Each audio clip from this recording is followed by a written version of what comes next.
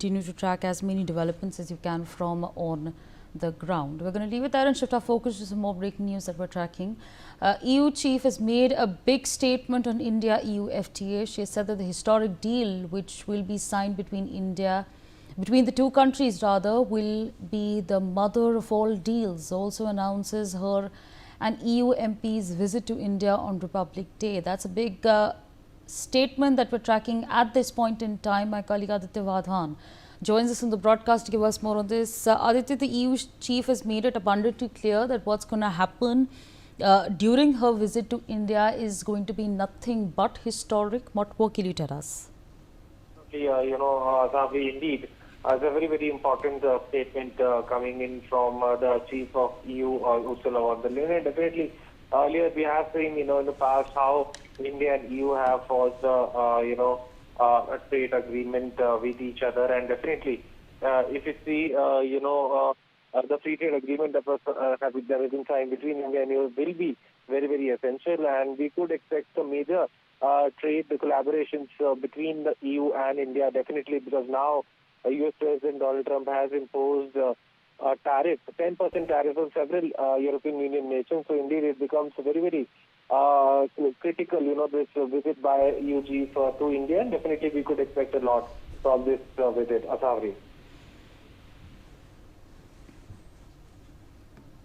Okay, all right. Aditya, also help us understand the significance of it.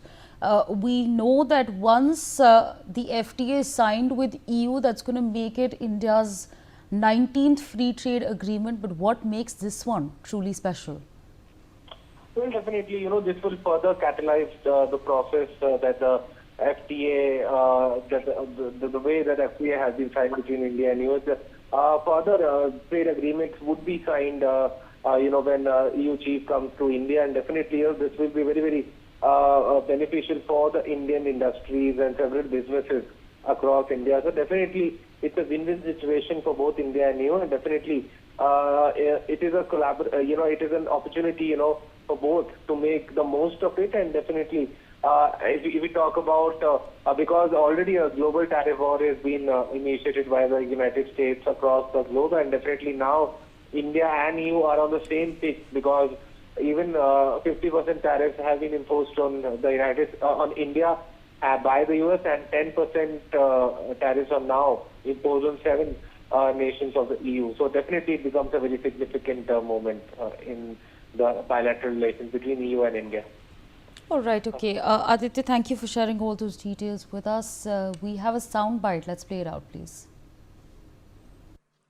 And right after Davos, the next weekend, I will travel to India.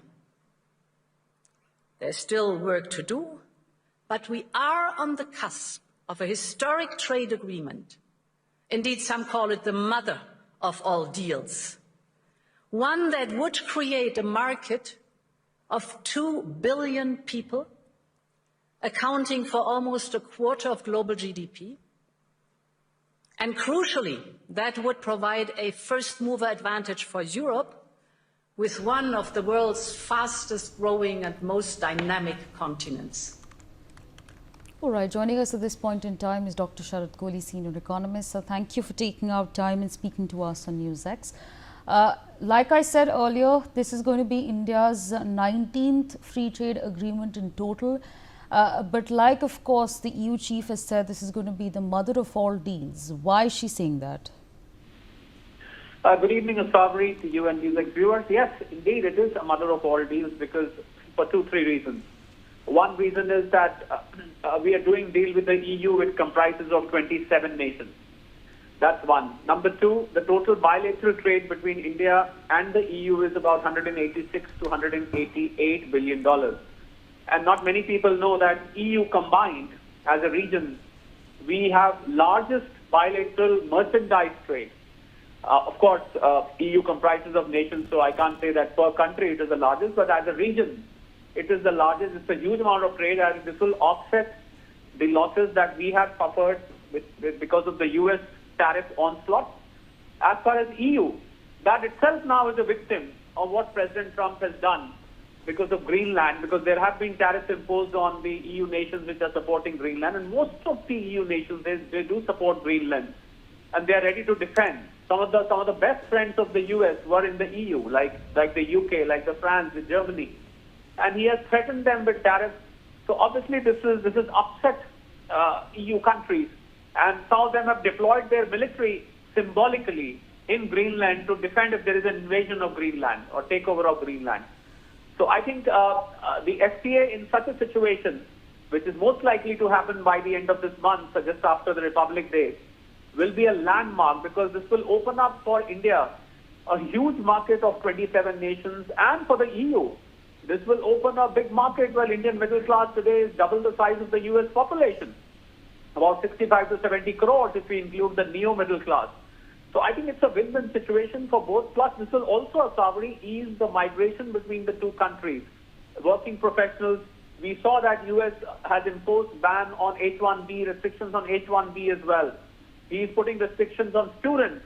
So all sorts of, selfish moves being taken by the US. I think the advantage that we lost out of that, or for that matter, the Indian with American dream, I think the new word would be the European dream. I'm sure this is going to open up gates for Indian professionals and Indian students for studying better, working better in these countries. And most importantly, I think that our exporters who were reeling under the onslaught of tariffs would heave a sigh of relief, because they would be getting free access. Most of the goods are going to be zero tariff, if not all of them. And I think EU specializes in automobiles, EU specializes in beverages. Whereas as far as India is concerned, we've got textiles, we've got footwear, we've got gems and jewelry, we've got pharmaceuticals, we've got agri products, we've got marine products. So there's a long list which India will be able to send there, Savri. All right, so with that, I'd like to thank you for joining us and sharing all your perspectives.